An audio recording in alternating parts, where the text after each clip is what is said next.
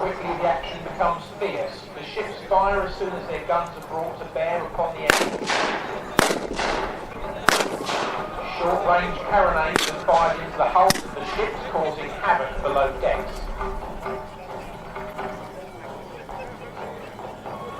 Soon fires are burning on the wooden vessels.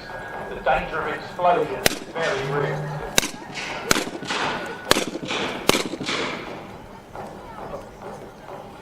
Masts and rudders are shot through, causing the ships to lose steerage way.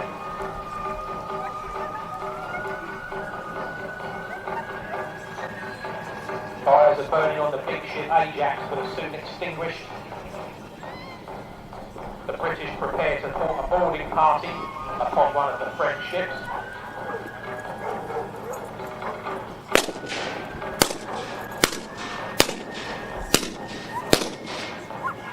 The French frigate is still attempting to defend its prize.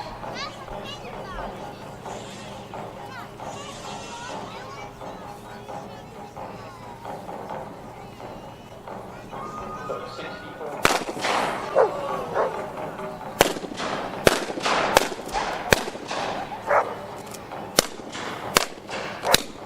The fight is not over yet.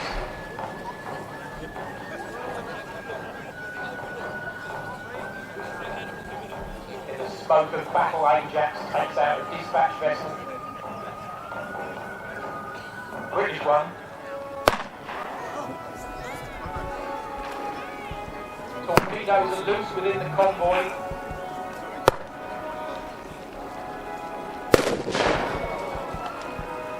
Ammunition has gone up on one.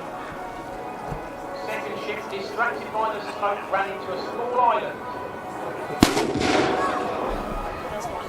The captain has been shot. Very upset.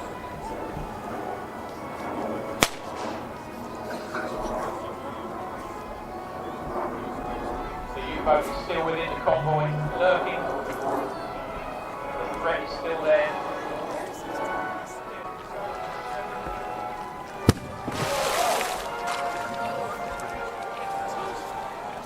We've lost a ship to the threat of the U-boats. A corvette closes in to see if any help can be offered. A U-boat is loose within the convoy and has pressed home its attack. Escort ships lay a smokescreen with the intention of hiding the merchant vessels from further torpedo attacks, while smaller ships aid the stricken vessels.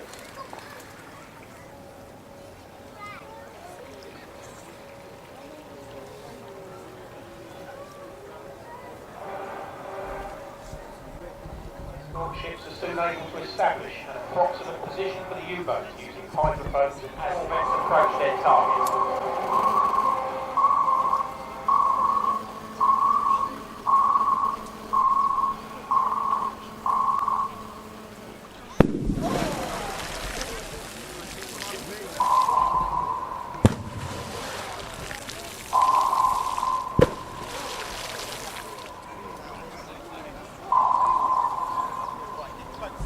No return from their echo sounders.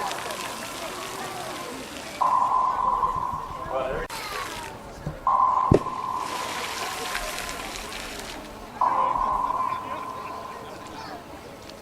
Oh, I'll tell you what. How much fun can you have in a boat? The remaining U-boats withdraw, allowing the convoy to proceed on in safety. Except obviously for the broken down merchant ship, the one we blew in half earlier. I think a quick round of applause for our on the water operators is required. Thank you very much. Now we'll just be preparing for our landing. Since 1942, Churchill has been an enthusiastic proponent of the portable harbour concept. In a memo of mid-42, Churchill called for the following: piers which must float up and down with the tide. The anchoring problem must be mastered. Let me have the best solution worked out. Don't argue the matter. The difficulties will argue for themselves. Two harbours, Mulberry A and B, were assembled and were soon in action. Offloading vital supplies at the outer part of the structure is the Spud floating jetties, capable of offloading a number of ships at one time.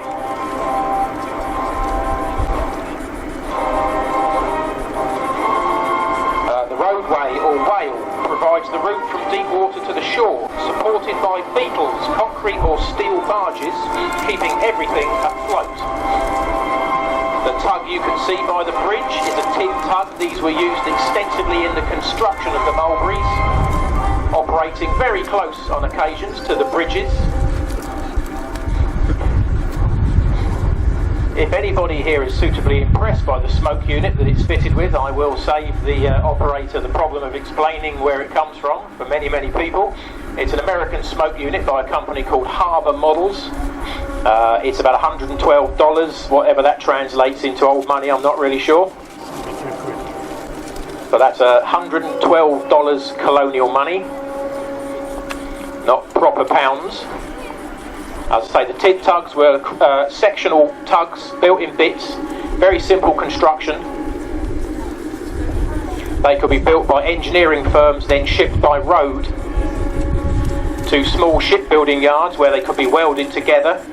Over 173 were built. This is one of the last surviving ones. This one was still serving in Portsmouth Harbour up to 1973. She wasn't this colour then, she was black and buff, traditional black and buff colour, and I think she'd been converted to diesel by then, but she's done long and sterling service. Protecting the landing craft, you will see a motor torpedo boat. This is the Vosper Thornycroft 73-foot motor torpedo boat. She might just show her your legs, her legs. She won't show you your legs, there's a little strain, but she will show you her legs if you ask her nicely. Let's see what the motor torpedo boat can do. The 73-foot Vosper motor torpedo boat came into service from 1973 onward. Start again. 1943 onwards. She was the first MTB to be fitted with 4 torpedoes. They were replacement for air-launched torpedoes. RAF and Coastal Command had stopped using the 18-inch torpedo and were now using guns and bombs. So a large surplus of 18-inch torpedoes were available, so this boat was built to accommodate them. We have landing craft mechanised. The LCM-3 was an American design by the Higgins Company. It was rarely used to land tanks onto the beach. We are twisting history a little bit here. However, it was used later in the war in this role to cross the Rhine. So more sheltered waters, she was able to carry a Sherman, crossing the large rivers of Germany. Usually at D-Day landings they would have landed troops and small armoured vehicles rather than the tanks, but for the sake of today's display we'll be running with the tanks. On the 11th of June, Adolf Hitler issued a no retreat to his forces order. They had no choice but to hold their ground, and in holding their ground in Normandy over the next 2 months they were to be destroyed by massive Allied firepower in a repeated series of attacks.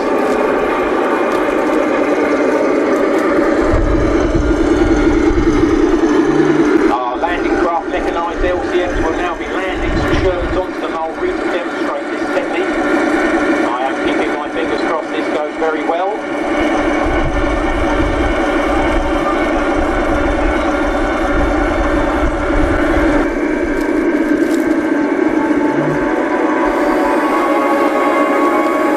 As the first landing craft comes against the Mulberry, the door comes down. The extremely nervous tank operator prepares to disembark my tank. No pressure.